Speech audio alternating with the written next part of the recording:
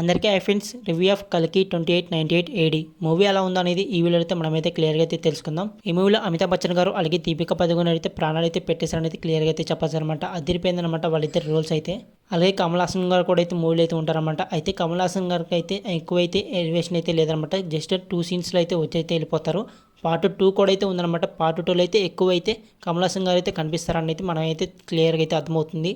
అలాగే ప్రభాస్ గారు అయితే మనకైతే చాలా తక్కువ సేపు అయితే కనిపిస్తారన్నమాట. అయినా సరే ప్రభాస్ గారి రోల్ అయితే మాత్రం అదిరిపోయిందనమాట. ఇంటర్వెల్ సీన్ దగ్గర అయితే వేరే లెవెల్ అయితే ఉంటుంది. అలాగే మూవీ యొక్క క్లైమాక్స్లో అయితే 20 మినిట్స్ చివరన అదిరిపోద్ది అనమాట. అదైతే అసలు అయితే మిస్ అవ్వకండి. అలాగే మన టాలీవుడ్ నుంచి అయితే చాలామంది అయితే క్యామియో రోల్ అయితే చేశారన్నమాట. అజీవి గారు, రాజమౌళి గారు, అలాగే దుల్కర్ సల్మాన్ గారు, అలాగే విజయ్ దేవరకొండ గారు. ముఖ్యంగా అయితే విజయ్ దేవరకొండ గారి ఎంట్రీ అనమాట సూపర్గా అయితే ఉంటుంది. అదైతే అసలు అయితే మిస్ అవ్వకండి. అదైతే నాకైతే వేరే లెవెల్ అయితే ఉందన్నమాట. అలాగే స్క్రీన్ ప్లే కానీ లేదంటే విఎఫ్ఎక్స్ కానీ లేదంటే విజువల్స్ కానీ అన్నీ కూడా అయితే సూపర్గా అయితే మనకైతే చూపించడం అయితే జరిగిందనమాట. నాగార్జున గారు అయితే సూపర్గా అయితే ఈ మూవీని అయితే తీశారు. 4 సంవత్సరాలు అయితే పడిందనమాట ఈ మూవీ అయితే మన ముందుకైతే తేటానికి.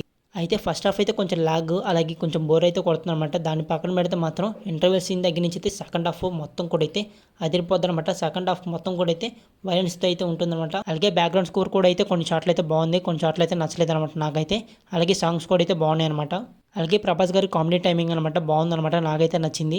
అలాగే బుజ్జిని చూపించే విధానం కూడా అయితే నాకైతే బాగా నచ్చింది అనమాట. ఈ బుజ్జి అనే దానికైతే కీర్తి సురేష్ గారితో వాయిస్ ఓవర్ అయితే ఇచ్చారనమాట. అదైతే నాకైతే నచ్చిందనమాట.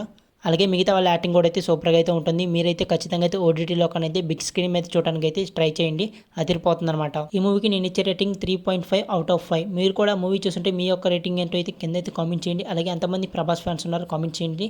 అలాగే వీడియోకి అయితే లైక్ చేసి అలాగే మన ఛానల్ అయితే సబ్స్క్రైబ్ చేసుకోవడం అయితే మర్చిపోకండి.